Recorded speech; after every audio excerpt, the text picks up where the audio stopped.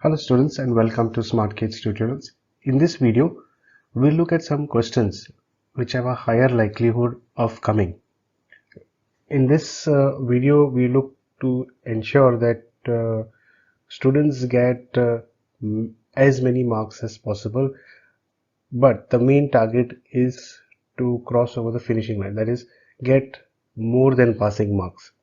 So, we'll try to focus on those questions which probably may come. Okay, you can't say for sure that yes, it will come, but the likelihood of them coming is much higher. But if you definitely focus on the questions that are there in this videos, chances are that you will at least bag 50% of the mark, that is 15 out of 30, if not more. That depends on you, how much you can study more. But all I would advise you right now is don't try to do something new to you. Don't burden yourself with something new. Whatever you know, try to work within those limitations. Okay, so let's begin. Here we look at sure shot SSC questions, and also we look at certain tricks that will ensure our success in these upcoming exams. So let's begin. So here is your paper that came for prelims. If you have a look at your prelim paper, it was divided into 3 main questions because it was out of 30 marks. And each of these questions comprised of 10 marks each. This was for 1 mark, then this is 2 marks. That's a total of 3 marks. 3 plus 3, 6. And here there were 4 marks in total. So all in all, there were 10 marks each for us. And I think it is maybe mentioned also over here. Okay, yeah. The first instruction itself says that there are 3 questions of 10 marks each. All questions are compulsory. There is, however, a choice that you see. One would be for 3 marks, between 3 marks, and one would be between 4 marks. So in these choices, I would advise you, if you have the time, even go forward and solve those choices. Okay, because there are chances sometimes that you may end up getting better mark for the one that you would have thought to leave. So I always advise my students, always look to answer the choice as well. Yes, of course, provided you have time. So if you feel that you're not being able to, if you have some doubts that you may not be able to solve the additional question, don't worry. What you do is, whatever you feel you're confident with, first solve that choice, complete your paper, and then look at the timing that you have got. If you have got sufficient timing, fine, go ahead and answer the choices at the end of the paper, but do not forget to write the correct question against that particular answer. Okay, you don't expect the person who's correcting your paper to search which answer is that. Make it very clear to that person who's correcting the teacher who's correcting your paper, this is the answer to this question. Okay, so then that teacher can easily go back to the question and then see whether your answer is correct or not. But in trying to do so, do not forfeit your time to go through whatever you have already answered. Okay, many times when you go through whatever, scan through your paper to see whatever, you find mistakes. That is important. It is important for you to find mistakes in your own paper, because if you do that, you bag more marks, which otherwise you would have lost. Okay, so we'll discuss that towards the end as well, certain tips to help you gain some additional marks. But right now we'll move ahead. So this was your question paper which came for prelims, and if you have a look, your first impression maybe, I got the feedback that the paper was tough. Well, that depends on your definition of what was tough.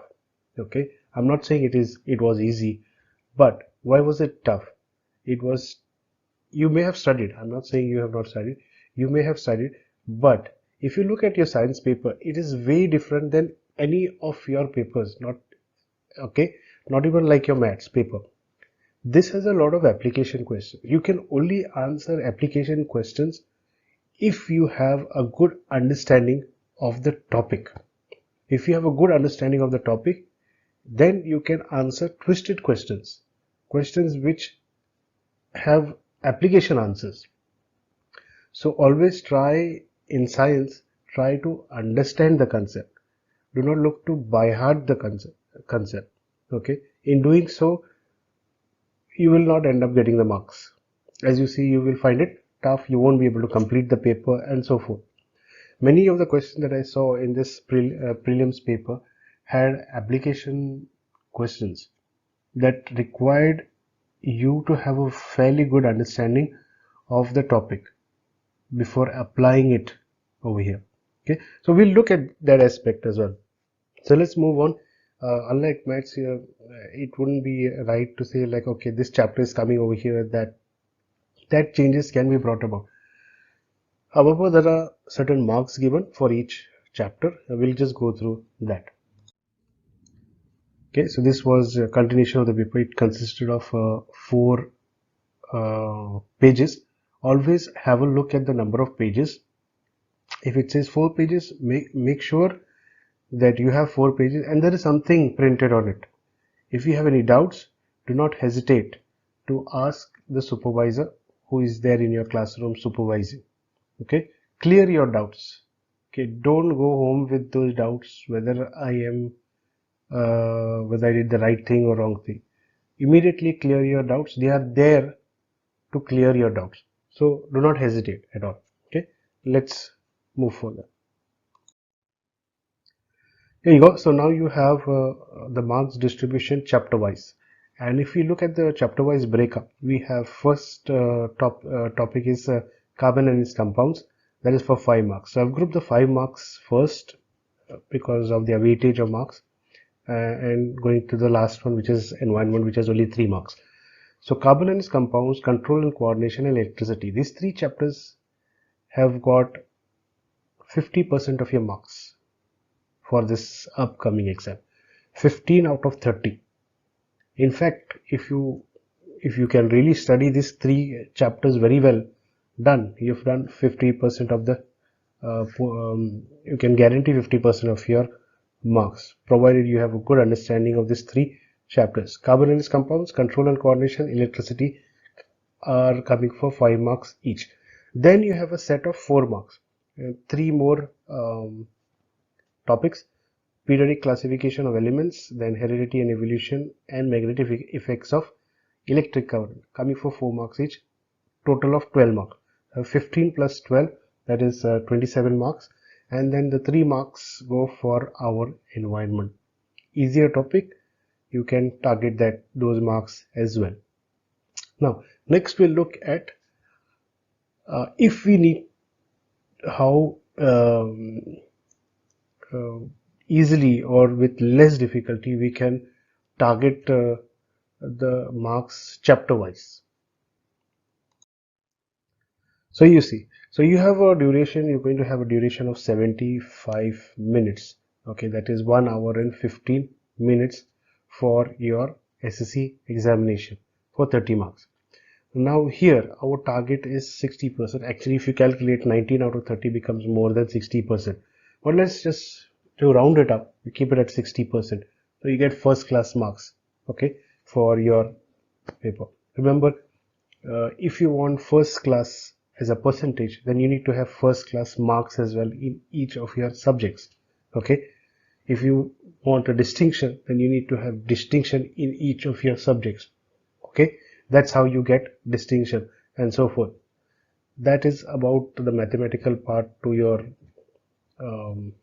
whole percentage system and class system, grade system. We won't focus on that. Focus right now on the science. So let's begin with the first one.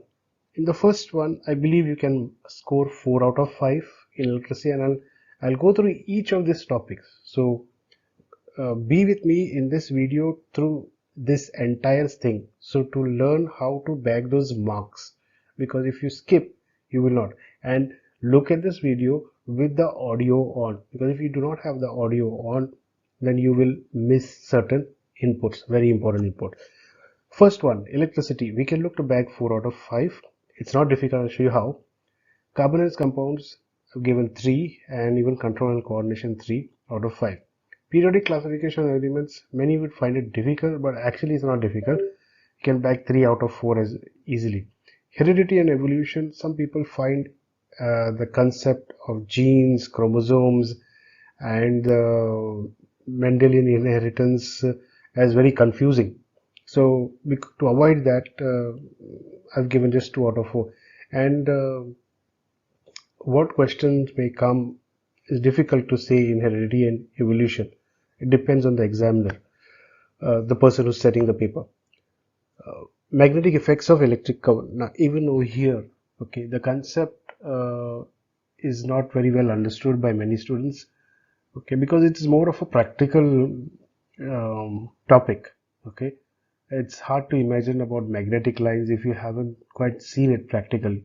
So there are videos which show you how, if you place a bar magnet among iron filings, how they arrange themselves. I mean, how the iron filings arrange themselves. That shows that there is a magnetic field presence and so forth. It is there in your textbook, but watching a video and watching a picture are two different things. When you see something happening in motion, okay, then it gets imprinted in your brain, and you can remember it. Most of us go by photographic memory, and science is one such thing where photographic memories can really help you to understand and remember concepts. So magnetic effect of electric current, I have just given 50% of the marks, 2 out of 4. And our environment, I've given 2 out of 3, though you can easily bag 3 out of 3. But there may be a question that may come that may confuse you. So just 2 out of 3. So if we total this up, it comes to 19 out of 30. So now next we'll see chapter by chapter how we can score those marks to arrive at 19 out of 30. But I would also say, for those who can do better, don't stop at 19. Don't stop at 19. This is for those people who feel that they will not be able to score. And for those who feel that, okay, the time's up, we can't do anything. See, if you first itself, if you say I'm going to fail, then there is no chance that you leave for yourself. But if you say, if I study, there might be a chance that I may pass, then you're clinging on to the hope. That is good. Go by that. Have a positive attitude. Study. Okay. Before, you can't learn to swim without getting into water. You have to do that. Okay. So, those who feel that they have not studied enough, you still have some time to study. Okay. Make use of it rather than utilizing that time which is there in thinking how you would fail. Okay. Avoid that. Look how you can pass. Don't look at how you can fail. I see many students working hard to fail. Avoid that. Work hard to pass, and for those who are looking at scoring high, look to bag full marks. Okay. So this video is also applicable for those who wish to bag full marks. Just don't be under the impression, okay, this video only targets those students which want 19 out of 30 or more than 50% marks, or those who wish to pass. No, this video is helpful for even those who wish to bag full marks. Okay, even those who have studied everything may end up losing marks. So you do not be overconfident. Let's see chapter by chapter how we can score this marks in the first place. Okay, so coming to the chapter of electricity, we are targeting 4 marks over here. Okay, so let's look at how we can target. Now, I got a lot of queries from students asking me, so what are the diagrams that will come?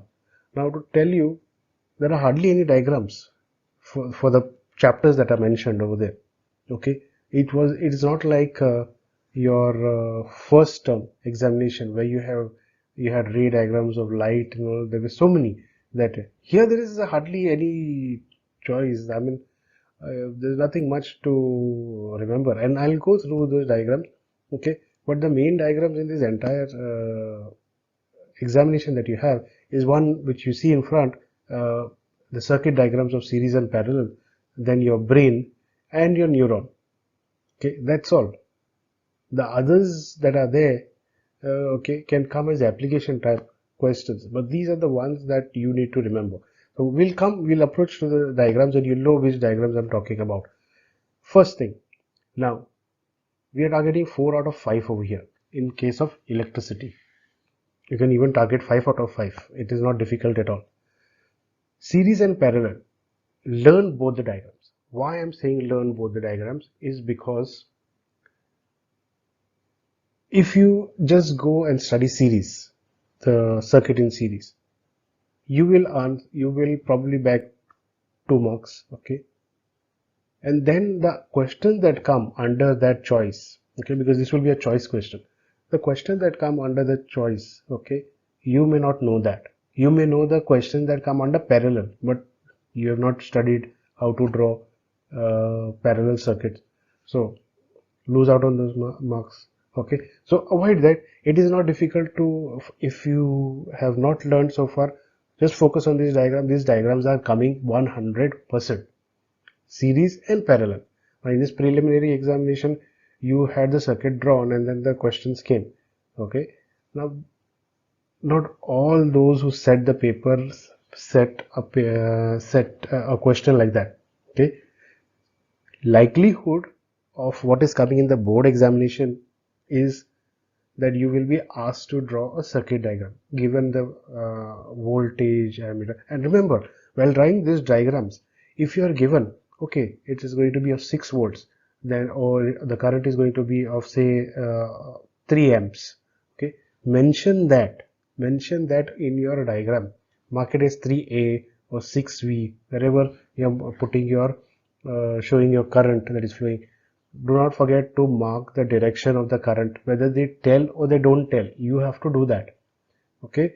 Also, do not forget about the negative and positive terminals, the plug key, the battery, okay, the resistance. If there are more than one resistance, R1, R2, R3, make sure it is put over there. And if the resistances are given, like for example, okay, 1 ohm, 2 ohm, 3 ohm, make sure you just don't write R1, R2, R3. Put it over there. 1 ohm, 2 ohm, 3 ohm. Okay, so it looks like a proper circuit diagram as expected by the person who's set the paper. Okay, so remember, this is definitely going to come. Now this comes for 2 marks, the diagram. Make sure the diagram is big. Do not hesitate to draw big. Always draw all diagrams big. And do not forget to label. Label even the plug key and the battery. Many students don't do that. I would advise you to label the plug key and also the battery. Also, with respect to these diagrams, one problem will come for 1 mark. So you need to know how to get the total resistance in series and how to get the total resistance in parallel. Okay, just learn those because that will come. So 2 marks will come for your diagram, 1 mark will come for the problem. That makes it 3. Okay, now you may also get 1 point of differentiation between series and parallel. Okay, so circuit in series or circuit in parallel, you should know. And you may get a question with respect to series circuits in series and parallel. That was it. With respect to the one in series, always remember your fairy lights or the lights that you put for your Diwali or for your weddings or for your parties or for your Christmas. Just remember those lights. Those lights are always in series. But whatever you can see in your house, that is running in parallel. Okay, that is running in parallel, because whatever is running in your house, those are different appliances which require different amount of current. They will all have the same voltage, okay, but they will require different amount of current. Your cell phone that gets charged requires a very little amount of current. That can't be compared to how much current your washing machine needs, right? So imagine if you pass more current through your phone, the battery will just go boom. So remember, all this works on parallel. Your whole house, your apartment, your flat, your bungalow, whatever, wherever you live, your house, the circuit in your house, that is parallel series. But this lights that are put, okay, small lights that we put, fairy lights, whatever we call them, they work on so there's only one current passing through that. Okay, it's just that the potential difference across each one of them would vary. Okay, remember that part. So the question could come on that as well. Next, remember the Ohm's law, very important. Okay, one way or either you will be asked about Ohm's law. So remember the Ohm's law, very easy to remember. Also the Ohm's law. Ohm's law, just remember this formula, V equal to IR. Okay, and I always tell students to remember this as a name, VIR. V equal to, V stands for potential difference or voltage, I stands for the current, R for the resistance.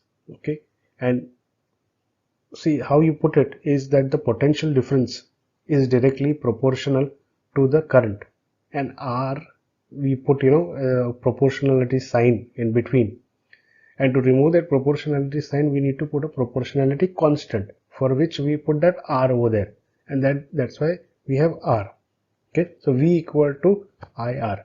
Now to understand the relationship, how you can alter that. IR means I multiplied by R.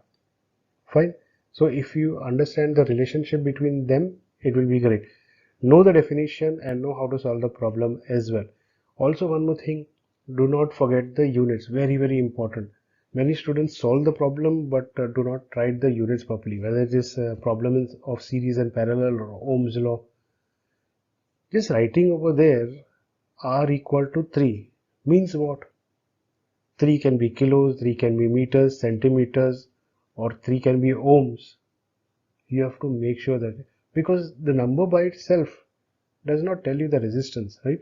You have to, if you go to the bazaar and if you say, I want eggs, okay, if you say 1, what do you mean, 1 egg or 1 dozen? You have to be clear, precise. Okay, so make sure, do not lose your mark. You may lose 1 mark to half mark, anything. Why give an opportunity for the person who's correcting your paper to cut your marks? Make sure, do not forget your units, whichever problem you solve, whether it is in science or in maths. Next, factors affecting resistance. Okay, factors affecting resistance, then electric power, resistivity. These are definitions that can come, but there's no guarantee of that. But if you can study them, then great. Okay, factors affecting resistance, that would be the length of the wire or the circular cross section, so forth. Okay, of the area. Then you should know the definition of electric power, and also what do you mean by resistivity. And there's one more part which I have not mentioned over here, that is heating effect of electric current. So that also, the application part, you can learn about it. Okay. Units. So once again, stress on you need to know the units of current, voltage, resistance, resistivity. Main important ones are current, voltage, resistance. Current is amperes, which we write as A or amp. Voltage or potential difference is V or just volts, and resistance is of course ohms. Resistivity, you need to know, it came as ohm meter. Good to know. Okay, so but the main part is, even if you do not look to score 4, you should score 3. Okay, you should easily score 3 by just knowing to draw the diagram well and knowing how to solve or gather total resistance in series and total resistance in parallel. This itself should give you 3 marks, unless if the paper comes extremely difficult, okay, then something else could happen. But otherwise, there shouldn't be anything stopping you from getting at least 3 out of 5. But if you press on a little more, I'm sure 4 out of 5 is not out of your reach. Let's go to the next one. So carbonyl compound. For carbonyl compounds, we target 3 marks for carbonyl compounds. Let's have a look. So first question, now in carbonyl compounds, when we speak about, we need to know about catenation, the definition of catenation, and most importantly, what are alkanes, and what are alkynes. Basically, single bond, double bond, triple bond. We have to know that. So you may either get the definition of that. You may be asked to differentiate between any two of them with respect to their bond formation, with respect to their general formula, or with respect to their combustion. Okay, so you should know this. You should know that when it refers to alkenes, single bond, alkenes means double bond, and alkynes means triple bond. With respect to general formula, it's not at all difficult, especially if you try playing around with the general formulas and observing or correlating it with actual formulas. Like for example, you have with respect to alkanes, it is CnH2n plus 2. Okay, if you remember just one of them also, no, it is more than enough. Just remember alkanes, CnH2n plus 2. Just look how it is written, because the N is subscript, okay, and not like written with along with C. CnH2n plus 2. The next one, that is your alkenes, is without that 2. Okay, so you had CnH2n plus 2 for alkanes. For alkenes, it is CnH2n. There is no 2. And for alkynes, it goes, so we are going from positive to negative, remember. For alkynes, it is CnH2n minus 2. So another reduction of 2. Okay, so Cn, you just remember the first one, and remember you're moving from positive to negative and not moving further. So you are at 2, then you come at 0, and then you move to minus 2. Okay, you'll say, where is the 0? So if I write, say now CnH2n plus 2, instead of 2, if I put 0, what happens? CnH2n plus 0. It will be read also as CnH2n, right? That's it. So alkenes come first, alkenes come second, and alkynes come third. Alkenes is with single bond, alkenes is with double bond, and alkynes is with a triple bond. Learn this thing. It is not difficult at all. Okay, there are videos of this as well that I have put up. Go through them.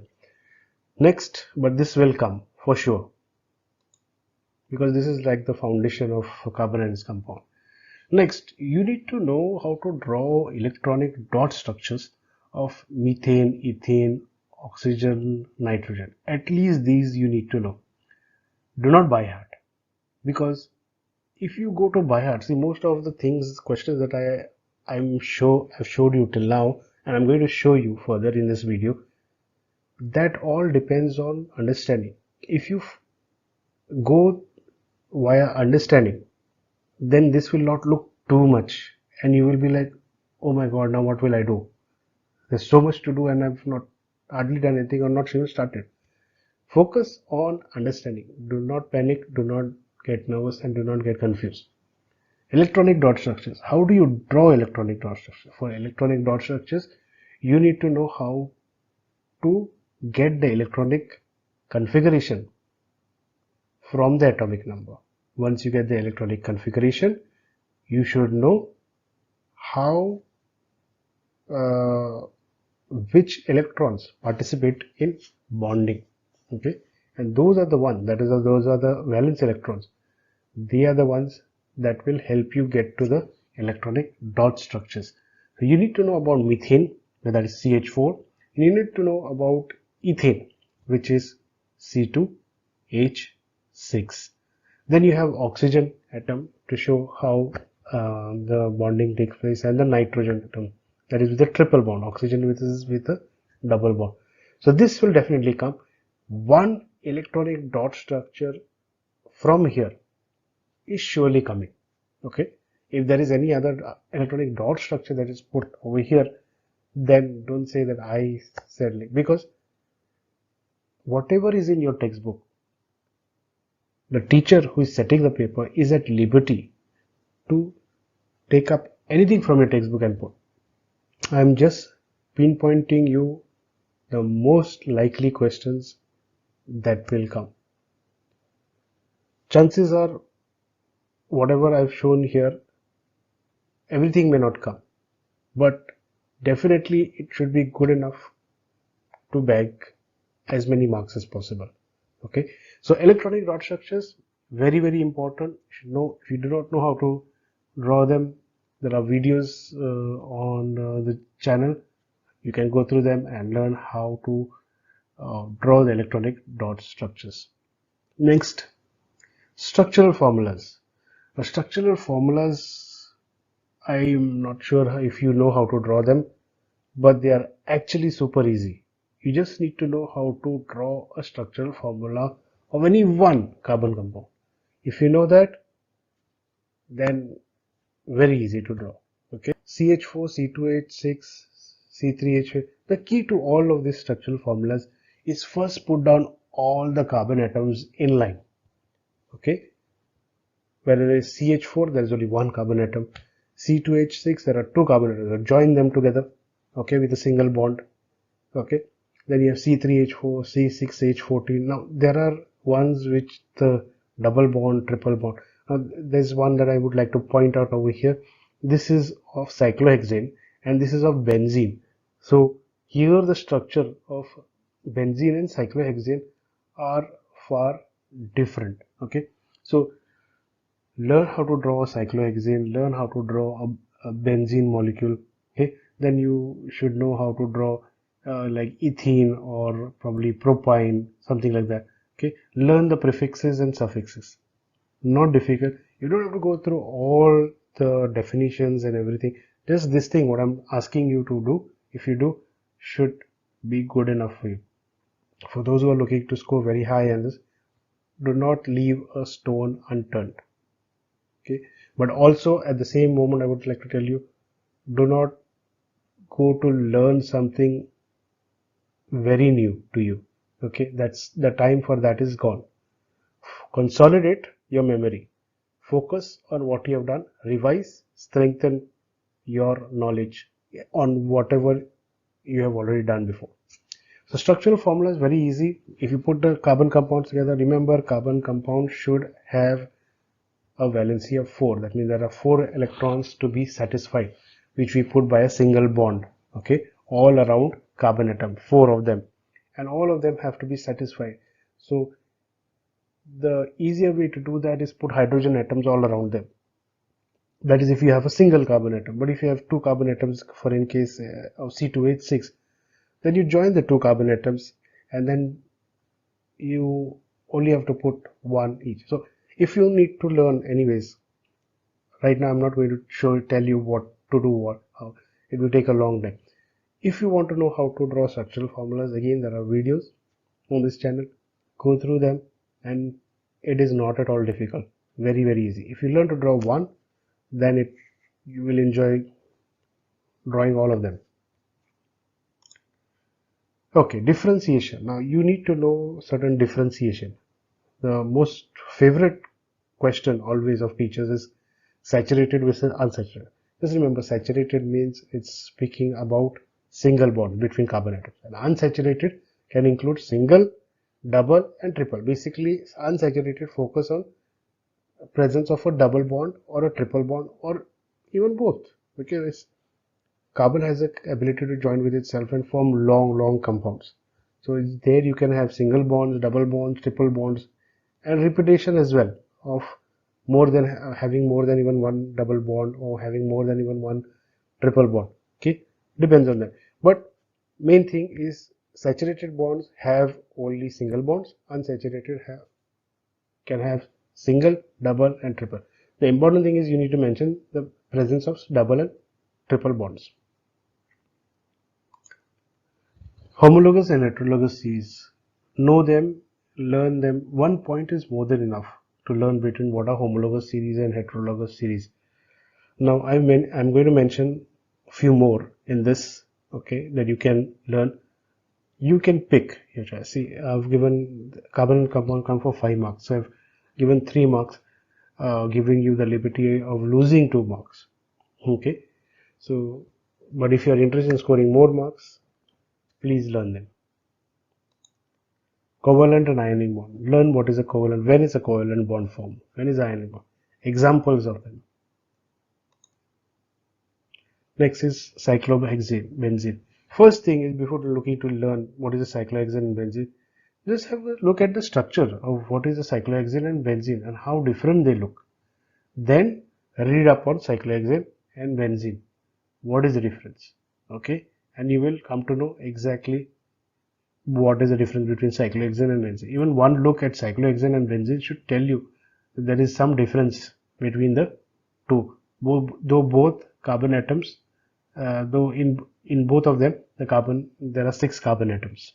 Okay, so this should be good enough to get you 3 marks. Okay, in fact, if you do all of it, I don't expect for those who have still got some way to go, I don't expect you to do all of these, but at least the more important ones are alkenes, alkynes, electronic dot structure, very important. Then you have other functional groups. I have not put it over here. If you are interested, learn the functional groups, which are ketones, aldehydes, carboxylic acid, okay, then your halogens, so forth. Control coordination, again we target 3 marks over here. We'll see how. First thing is brain diagram. Now there will be some who will say, okay, now how am I going to remember the brain diagram? Okay, now in this brain diagram, okay, you don't have to be an artist, but I know it can be difficult for you to locate where. At least learn what is where.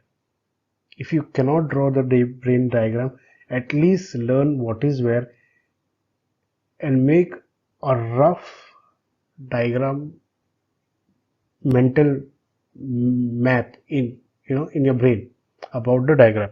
Remember, okay, when it comes to diagram, the brain has like 4 parts. One is your forebrain. This is the then you have your temporal brain. Okay, then you have your midbrain, which is in the center. Okay, and you have your hindbrain, which is the back. Now, important parts that can come are like cerebrum, right on top. Remember, cerebrum is right on top. Then you have your cerebellum, which is behind. Okay, but do not confuse it with your medulla. Medulla is very close to your spinal cord. Sorry. Okay, what we also call as medulla oblongata. Okay, the next part which comes after medulla is your spinal cord. So if you are asked which part of your brain connects to the spinal cord, then it is the medulla. So medulla is here. Okay, right, your neck part, closer to the bottom part, neck of your head, whereas your cerebellum is on top. Okay, on top but behind. Okay, part of your hindbrain. Cerebrum is bang in the center. That is cerebrum. These are the 3 main things that can be asked: cerebrum, cerebellum, and your medulla. There's another part that can be asked, and that is the pituitary gland. Okay, because it is also known as the master gland of the body. Know where it is. It is a small peanut size. Apart from that, you could be asked others like hypothalamus and your midbrain. Midbrain and hypothalamus are very close to each other, but hypothalamus is a very small part compared to the midbrain, which is deep inside. Okay, but the main thing that I would like you all to remember is your cerebrum, cerebellum, medulla, and pituitary. And not just remember them, okay, where they are. Remember their functions, very important, because you will be asked, most probably you will be given the brain with arrows coming out of it, and you will be asked to label that particular part that arrow is labeled, and with respect to that, give maybe 1 or 2 of its functions. You should know which part, if you're given like say cerebrum or cerebellum or medulla, which of these have voluntary or involuntary function. That means which are under our control, is voluntary, which is not under our control, and the actions with respect to that. That's breathing, blood pressure, vomiting, and whatnot. Where does they fall? Okay, understand that thing. Understand. Do not by heart, because it will be difficult for you to remember, and then it will just become like a big mismatch in your brain. Okay, so that is quite important. Remember those functions, very important, and remember the neuron diagram. Okay, neuron diagram very likelihood of coming part of the control and coordination. So learn the neuron diagram. It is not difficult to learn the neuron diagram. Just has a head portion and a body portion and a tail that is there. Okay, tail maybe not like your flagella which is there for the sperm, but we have like small legs coming out. Okay, learn. Important thing to learn: axon, dendrites. Learn them. Okay, very important. But learn the diagram. So these are additional 2 more diagrams that you need to know. Differentiation. You may be asked about voluntary and involuntary actions with respect to the organs or the parts of the brain, or with respect to the actions, as in vomiting is what type of an action, or breathing is what type of an action, blood pressure is what type of an action. Okay. Then you have CNS, PNS. CNS stands for central nervous system and PNS stands for peripheral nervous system. Learn what they are. What does it comprise of? That is important. Definitions. Few definitions can come. Reflex arc, synapse. What is synapse? What is a reflex arc? What is an endocrine system? What are hormones? Okay. One way or either, somewhere it will probably come. So this your brain and your neuron diagram will have 2 marks and one question that will probably come. That is what you can look to back. So 2 plus 1, 3. This is how you can bank marks in control and coordination. Next, periodic classification of elements, 3 marks. Let's see. So first you have Mendeleev's periodic table, okay, versus modern periodic table.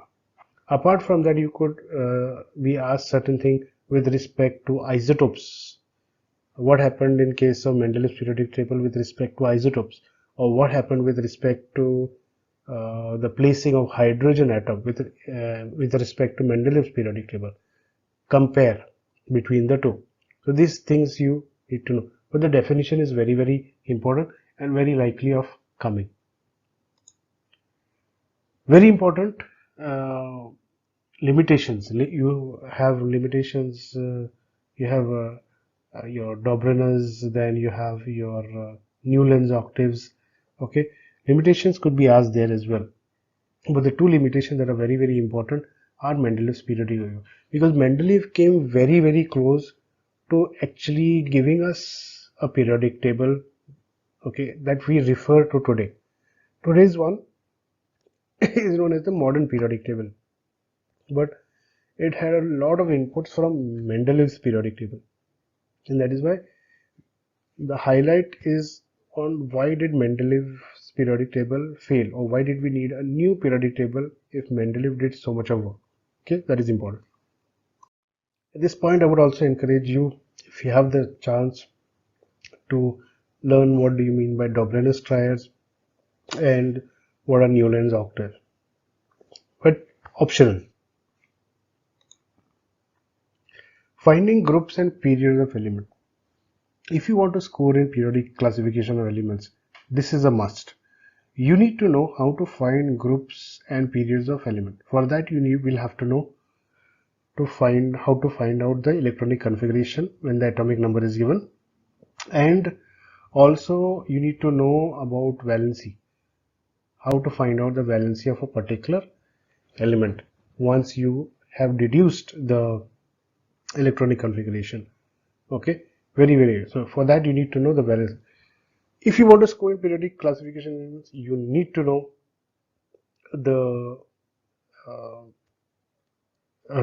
electronic configuration. Now, if you do not know, after knowing electronic configuration, how to find groups and periods, there is an exclusive video that I have made on this. Go through that video, and you will not remember, for finding groups and periods, you will not get an element beyond atomic number 20. Okay, because the technique that they use to find this atomic number, okay, at least in case of cobalt, is applicable only till atomic number 20. At this juncture also, I would like to ask you to learn elements from 1 to 20. And there is an exclusive video for this as well, to learn how. Very important, because many questions can be asked, like this element falls between this and this, so what is that element, and so forth. When it is easy to learn, why lose out? So if you have not done this, though I am telling you not to learn anything, learn this. Very easy to score. Learn these two parts. Go through those two videos. Finding the learning of elements. Also, when you're learning, make sure you learn the elements with respect to their metallic character, atomic size, ability to form ionic or covalent bonds. Okay, understand how the metallic character changes with respect to movement from left to right or from top to bottom. Same thing applies with the atomic size. Why does it change from top to bottom or from left to right? Which way does it change? What do you mean by an effective nuclear charge or the attractive force of the nucleus? Just go through it, understand. Okay, and I'm sure you will be able to answer and back those 3 marks. Next, heredity and evolution. Here we are looking at only 2 marks because of the ability of a few students to understand concepts of genetics. We'll have a look at them, and also evolution. Important question that I've seen most often being repeated is the differentiation between acquired traits and inherent. Remember, the acquired is what we gain in our lifetime. Ability to play a musical instrument, ability to do something, okay, like work at a computer. This is not a heredity. This we learn. And inherited traits are those that is passed down from one generation to another, like a color of your hair or the type of the hair and so forth. So learn the definitions and also with a couple of examples. Definitions, there are many definitions that I've put around over here. You may or may not study all of them, at least a few you can definitely try. Learn what do you mean by heredity, speciation. The important ones I've put in line. So important thing is to know what do you mean by heredity, what do you mean by speciation, what do you mean by mutation, what is a genetic drift or natural selection. Apart from that, you have a definition of a gene or a chromosome or a DNA. There are some others also that may come, but these are more likely to come for the exam. Mendel's experiments. Learn Mendel's experiment. Okay, not difficult, but at least you can give it a try. How? If you do not understand, there are videos that I have done. You can go through those videos as well and see for yourself whether you can understand through those videos what Mendel did in experiments with respect to F1 generation, that is the first generation, and F2, that is the second generation pea plants. Observations are what can come for the exam. Means what did he observe after in the F1 generation? What did he observe in the F2 generation? So that is something that you can focus on. And there is a question that keeps popping up that I've seen in some question papers. What are the factors that lead to the rise of a new species? There are 4 of them, and it won't hurt you to learn that just that one question, because it can come. Okay, and that would be your mutation, then your genetic drift, and your geographical isolation, natural selection. Just these 4 you have to learn. Okay, moving on. Magnetic effects of electric current. Again, 2 marks over here, and we'll see where we can bag those 2 marks. Very important. Fleming's right hand and Fleming's left hand. You need to know the definition and basically its application. Where is Fleming's right hand rule used? Fleming's left hand rule used. Okay. In the question paper that had come for the prelims, you had to find out which rule is it talking about and then state that particular rule. Chances are that it may be a bit easier for the board exam, as in it might be more direct, asking you to state what is Fleming's left-hand rule or Fleming's right-hand rule. Okay, one deals with respect to the motion and the other one deals with respect to the induced current. Okay, the direction of induced current. Learn the differences between the two. Very, very important. One of them is used in generators and the other one is used in electric motors. Find out which one. Very important. So learn this. There are only three fingers that are used in this case: the thumb, then you have the four finger, and then you have the middle finger. So this is the thumb. Sorry, this is the thumb. Then you have the four finger, and then you have your middle finger, and they are always held mutually perpendicular to each other. And you just need to remember that one deals with respect to force, thrust, or motion. Then this forefinger will always deal with the magnetic lines of field, direction of the magnetic field. That is your forefinger. And then your middle finger will always tell you about the current. Okay, so whether it is left or right hand, this will not change. The force or the thrust or the motion. The middle one would be the magnetic field, and third one, that is your middle finger, would be your current. Learn what is a solenoid and what is its function. Important. Another one for 1 mark. Learning the definition of electric generator and mode electric. This is what I would the principle of working. Learn this while you're learning Fleming's right hand and left hand rule. Okay, very, very important. What happens now? This question has kept on repeating. Okay, the pattern of the paper has changed. Whether it was pandemic or non-pandemic, this question has always kept coming.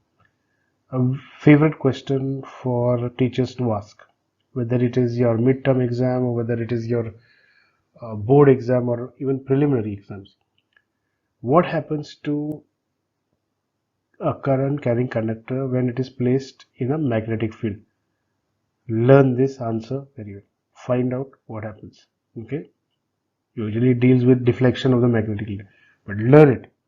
Very, very important, and you won't regret learning it. It's very short, 1 line answer it is, so please learn it. Okay, so 2 marks. If you do this, you may even bag 3 or maybe all 4 marks. You never know. And finally, we come to our environment, which comprises of 3 marks. So here I've kept 2 because one can be a type of thinking type of question, which some may not be able to answer. So we'll look at what are important to learn. What are trophic levels, how many there are, and who falls in those trophic levels. So when it says construction of food chain, it with respect to the trophic levels, it doesn't mean you have to construct anything great. You'll be probably given 4 individuals that fall in this trophic levels. Be plant, then some insect. Favorite ones are plant. Some plant will be given, some insect will be given like a grasshopper or a locust, whatever, and then you will be given probably someone higher than that. That would be let's say maybe cows, or maybe for that matter not cows, maybe frogs, another favorite one. And above frogs would most probably be your snakes. Okay, likelihood of. So learn what are these trophic levels, how many there are. Important question also that comes with respect to trophic levels is, why does the energy decrease on moving from one trophic level to another? I think I've not mentioned it over here, but that comes, okay, because you should know that there is a 10% reduction on moving from a lower trophic level to a higher trophic level. So there's hardly any energy left by the time it reaches to the top. Learn that as well. Biomagnification. You may get a direct question on biomagnification with respect to just define what is biomagnification, or you may be given an indirect question with respect to, okay, if there is DDT put into the field, then what will be its impact on maybe say humans. Okay, you should know biomagnification actually refers to accumulation, concentration that increases on moving from one trophic level to another. So it impacts the individual which is at the higher trophic level much more than those who are at the lower trophic level, because it accumulates as it moves from one trophic level to another. Learn that. Ozone layer. Learn what is an ozone layer and why is it beneficial to us. You should know that ozone layer is the one that is protecting us from the harmful UV rays of the sun. Otherwise, we would be getting, all of us would be getting skin cancer, or you may not know, some other disease also might come through. Okay, but basically it protects us from the harmful UV radiations coming from the sun, forming like a blanket or like a protective coat around the earth. Also with respect to dating as in with respect to finding the age of fossil. Okay, there are two methods that are mentioned in your textbook, that is absolute dating, relative dating. Take your textbook out and see what is absolute dating and relative dating. Definition should be more than enough for you. I've given it as a differentiation between the two, but chances are that you may be asked to name the two types of methods that are used to determine the age of a fossil, or you may be asked what is absolute dating, or you may be asked what is relative dating. Various ways a teacher can ask questions in the examination. So that should help you to bag 2 marks in the examination for sure. Okay, so you might be saying, okay, there's so much to learn, but the amount that can be asked for a science paper is a lot more compared to any other subject. Okay, even much compared to maths. I would always consider a science paper more difficult compared to your maths paper, because there is a lot of things that can be asked, twisted and can be asked in terms of science paper. And even though they ask you, they don't give you a lot of marks. It's just one mark everywhere. Compared to maths, maths is like you'll have a 4-mark question, then you have a 3-mark question, a 2-mark question, and then a 1-mark question. So there are only 4 1-mark questions, whereas in your science paper it's full of 1-mark questions. So you may say 1 mark doesn't make a lot of difference, but if you keep losing 1 mark everywhere in your paper, you'll end up losing a lot of marks. So rather study and focus on this, and I'm sure this should help you to gain a good amount of marks. So what should a student do to bag 50% marks? You should know your syllabus well, like which are the topics and how many marks are allotted to each topic, and accordingly plan your study. So this is the amount of marks that I will bag in this particular topic. Start with easier topics. Don't become depressed with so much I have to do, what I'll do, where I'll begin. Whichever topic you feel you can understand better, start with that. That will be a good start, and it will encourage you to take up another topic later on. Okay, you'll start on a good note. Okay, this would apply for all, even those who wish to score 75% marks and those who wish to score 100% marks. Next, avoid new topics to study. So this I would encourage only for those who wish to score 50% marks and lower. Don't venture into new topics unless you know for sure, okay, if I do this, I'll surely bag the marks, I can understand it. Then okay, go ahead. Study as per your target. Very, very important for those who are aiming for 50, but actually it applies for 75%. Study as per your target, whatever that you wish. This should have been started long back, but even now, do not lose the focus. You're almost there, okay, to the finishing line. So do not lose your focus. So this is what those who are targeting 50% should do. Okay, let's see what those who want to target 75%, they need to do all of this, and they need to practice diagrams. Very important. Can't lose marks for diagrams, because diagrams are the only question, I believe, in your science paper that have got 2 marks. The rest all have got 1 mark. Some have even got half mark. So practice diagrams. There are not many to practice. Practice problems. Again, problems, not many are there. You'll have an electricity chapter, okay, about coming from Ohm's law, or maybe series and parallel. Learn them, okay, not at all difficult.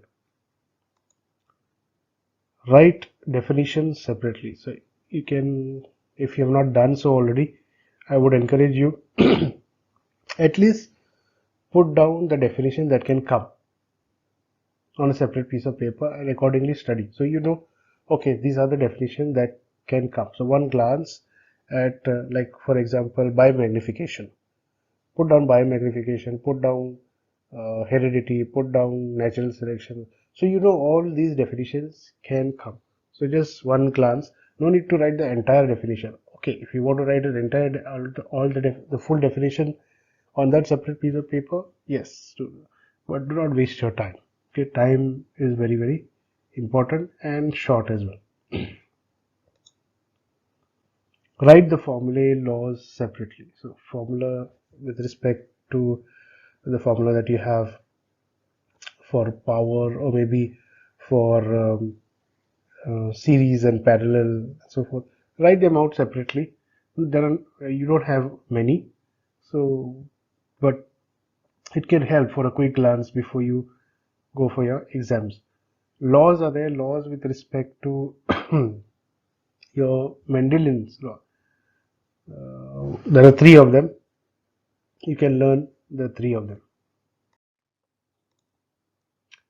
For those who wish to score full marks or very high marks, means above 75%, I would say refer to additional material. Go through your textbook, go through any additional materials that you have, go through them. Important thing is, again, for all of these, you need a very good understanding. If you have understanding, application questions become easier to answer. Very important, solve previous year's papers. I would also encourage those with 50%, 75% marks to solve previous year's papers, either by timing yourself or without timing, but do so. That gives you a fair idea of what type of questions can come. And if you're timing yourself, wonderful. That will give you an idea of how long it takes you to answer a paper, and give you, you'll get the real feel of an examination without actually appearing for the exam, and then get that paper corrected either by a teacher, or you yourself can go through and check the paper how you answer.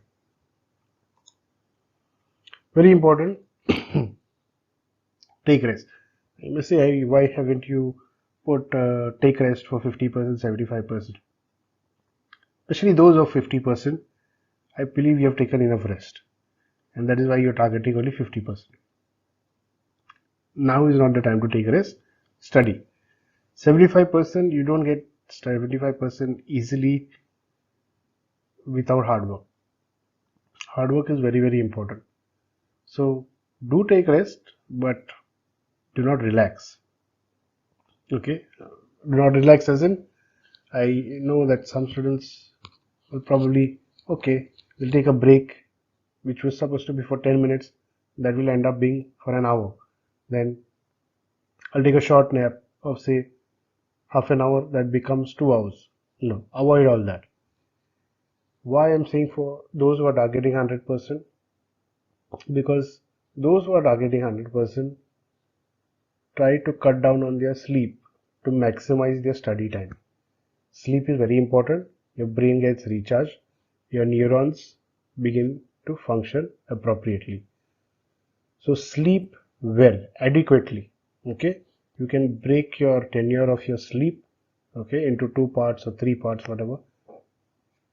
But make sure your body also gets recharged and your brain also gets recharged.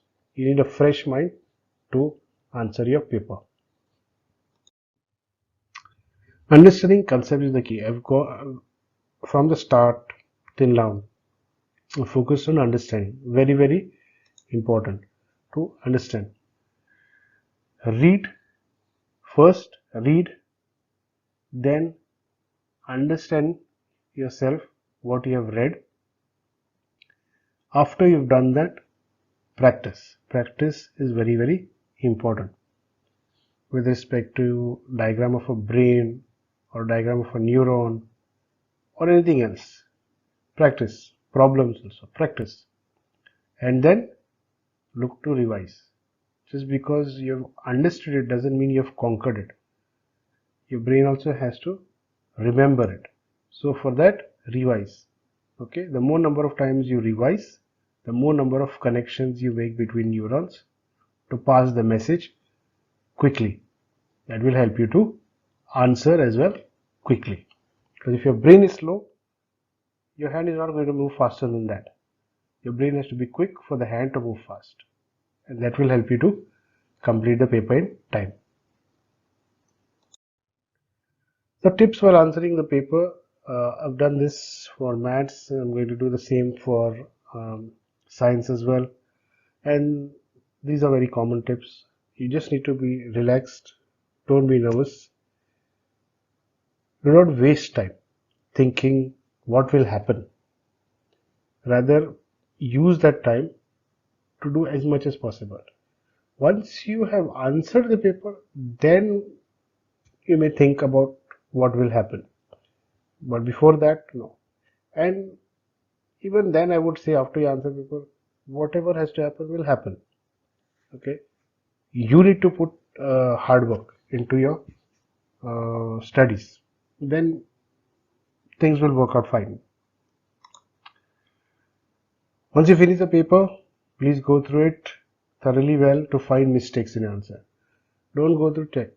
Find mistakes in your answer and see if you have left any question. So check that as well. Otherwise, when you come back home, you'll realize, oh, I forgot to answer that. I'd kept it later on to do. No. Scan through your paper, see if there are any mistakes. Okay. See if you have forgotten to cancel any of your mistake. Make sure there are units mentioned. Things are properly marked. Be neat in your work. If you feel a particular topic or a particular question is going to be difficult, avoid doing it first, do it later on.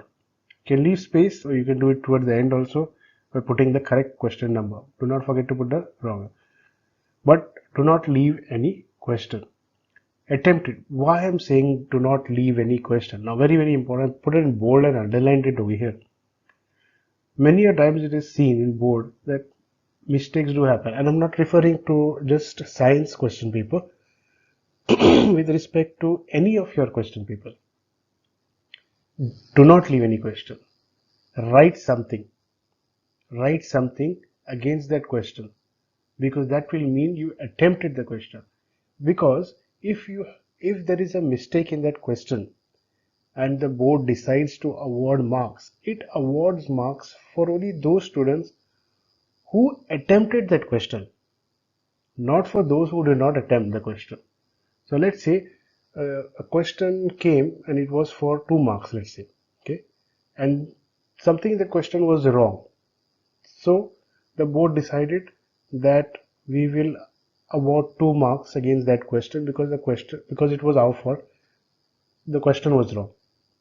But the criteria that is always used by Goa board is that you need to attempt that question. If you attempt the question, then only you will get marks. Don't expect to be given marks on a platter. Okay? Attempt the question. Whether wrong or right, that we'll see later on. But if you have attempted, and even if it is wrong or if you have not known anything, okay, you will still get your marks for just attempting the question. Because why it is so is because then go about has a thinking that you got confused because of the wrong question, and that is why you could not proceed further. That's how it thinks in order to avoid you the mark. So do not leave any question. You do not know do not leave blank spaces. You do not know, write something against it. Whether it is your language papers or whether it is your social science papers or science paper or maths paper, anything. Do not leave a single question. Even if you don't know, write something against it and leave it. That's it. You never know. Those marks that you get can prove crucial for you with respect to getting a particular grade or with respect to getting or just passing for that matter. Okay. So it won't cost you anything, rather it might end up being beneficial. So why not? Okay. Next, make sure your figures are big and avoid erasing too many times. It becomes it looks very ugly and bad, so avoid that. Draw big. When you draw big, it looks neat automatically. And when you draw something small, it becomes very, see, some of the teachers, you have to understand, are quite stressed out because they have to correct so many papers. It's not easy. And also at the same time, like some students wear specs. So if you're going to write very tiny and like draw as if there's no space available, it becomes quite difficult for teachers who correct your papers. So try and understand it is difficult for the teachers to correct your papers. Okay, it is not easy. You solve a paper and try correcting your own paper and see how long it takes. Okay, imagine correcting papers like this like of so many students. Okay, they have to correct every day. They have to correct so many students. It's not easy, and they are there again. I stress, they are there to give you marks. So they are almost. If they were there to cut your marks, it would have been a very easy job for them. But they are there to give you marks because they also acknowledge the fact that you have put in your effort. So they put in their effort to give you marks wherever appropriate. Next, as I said, be neat. Write the questions numbers clearly. Do not make the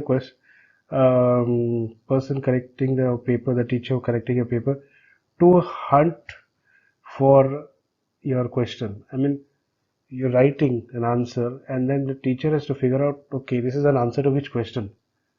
Don't do that.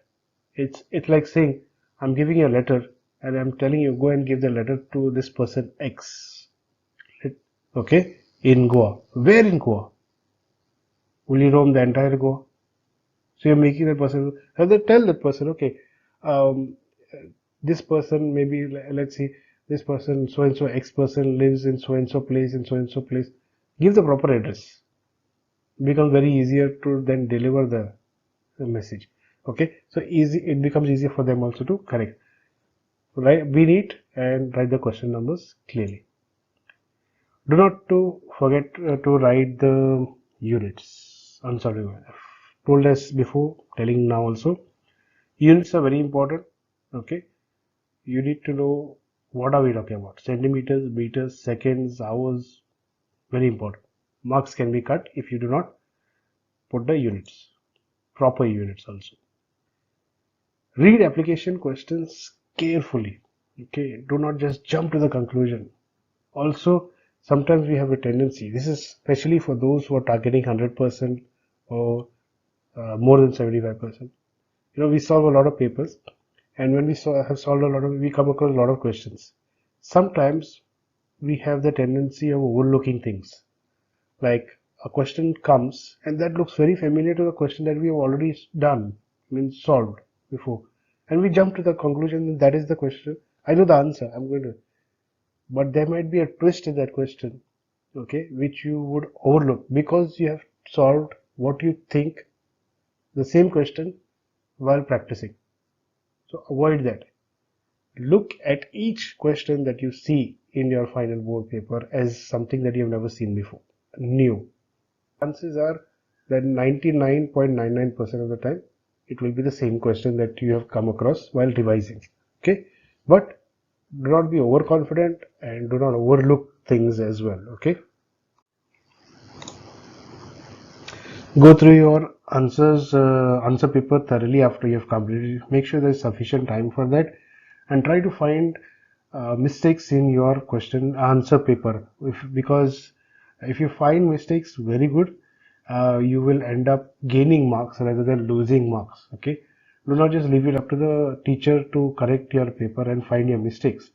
Avoid mistakes, but I know that you don't commit mistakes intentionally, so find mistakes intentionally in your paper.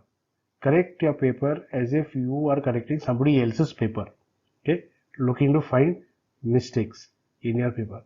Assume that it is your enemy's paper and try to find mistakes to cut down on mark, and I'm sure you will be able to find all the silly mistakes that you have done throughout your paper, whether it is in case of science or any other paper. But leave sufficient time to go through your paper and make sure you have answered all the questions as well. So with this we come to the end of this video. I hope that it has been very beneficial to you. So thank you very much for being with me throughout this video, and for those who have already subscribed and liked watching all the videos, I would ask you to share this with your juniors, those who are in the 9th standard. They will also benefit from these videos. Okay, so please do share this video with your friends and classmates, and even encourage your juniors to subscribe to the channel and go through them. It will be very beneficial for them. And thank you very much for being with me throughout this video and throughout this academic year. I wish you the very best for your exams, and hope all of you pass and get the grade that you're looking for, and the admissions, of course, in the whichever institution you're looking forward to and whatever stream you're looking for. Thank you, all the best, and enjoy your exams. Do not take a lot of tension. Thank you. Bye.